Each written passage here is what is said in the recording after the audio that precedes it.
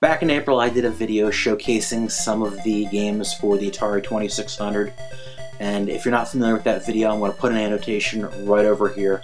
It was pretty fun to make, and it was fairly well received, so I figured, why not revisit this A to Z format with another console, and that's why we're here talking about the Master System. The Master System did not have the market saturation that the Nintendo Entertainment System did. Nintendo pretty much ruled the second generation with an iron fist here in the US. However, if you're in Europe or parts of South America, it's a totally different story for those people.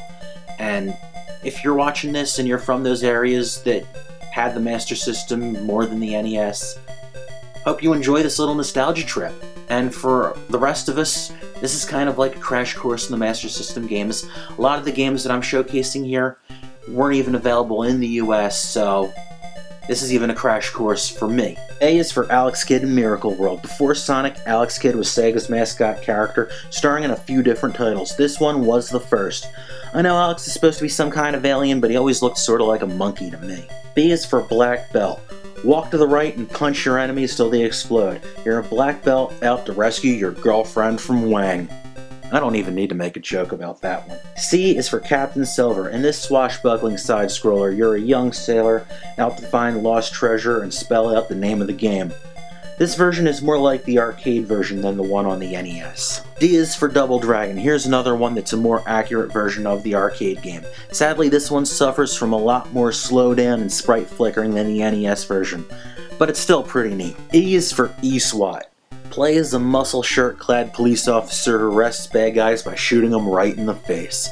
I never got far enough to check out the levels where you're in the exosuit, but it still seems pretty cool. F is for Fantasy Zone, often cited as one of the very first so-called cute-em-up games. It's another one of Sega's classic signature arcade titles from the days before Sonic the Hedgehog. It's about as fun as it is colorful. G is for Golden Axe Warrior. Do you like Zelda? Apparently someone at Sega did, because they took their World of the Golden Axe series and made a Zelda-style game out of it. It's neat, but it's no Zelda. H is for Hang On. This is another one of Sega's mid-80s arcade titles. Race against the clock to checkpoints while avoiding other cyclists. This one was a pack-in game for the Master System at one point. I is for Incredible Hulk. There aren't too many licensed games on the Master System, but this one's a platforming beat-em-up based on the well-known comic book character. It was also released on the Super Nintendo and Genesis. J is for James Pond 2, codename Robocod. James Pond is out to rescue Santa Claus from the evil Dr. Maybe, and this quirky Western-developed platformer the likes of which were fairly common in the early 90s. K is for Kung Fu Kid. Here you play as a kid that knows Kung Fu.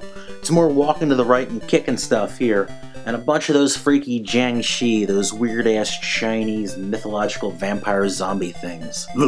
L is for Lord of the Sword, a sword-wielding guy in a green tunic that sets out to save the land from an evil demon king.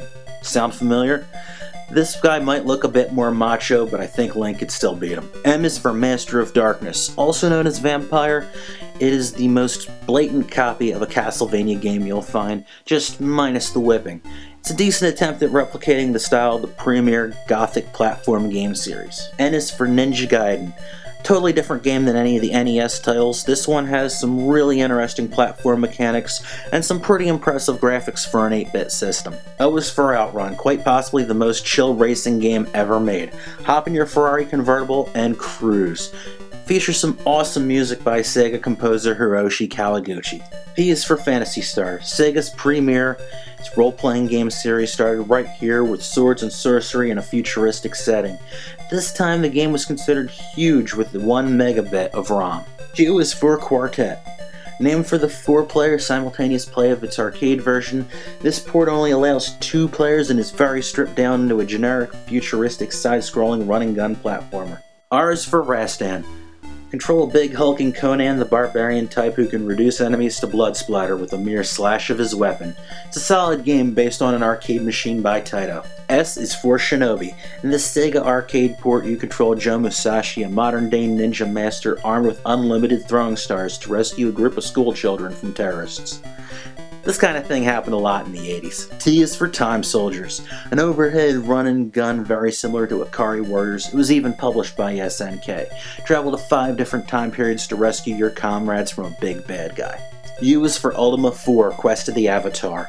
A port of the Apple II dungeon crawler, old school computer games like this often feel so weird and out of place on consoles to me, and this one, no exception. V is for Vigilante, a follow-up of sorts to Irem's Kung Fu Master, best known as Kung Fu on the NES. Plays very similar to its predecessor, just the bad guys now go for the throat. W is for Wonder Boy. While Adventure Island is better known, Wonder Boy came first, with the premises similar, but the game sequels go in all kinds of weird directions after this one. X is for Xenon 2. Pilot the Mega Blaster ship into battle in this overhead shmup.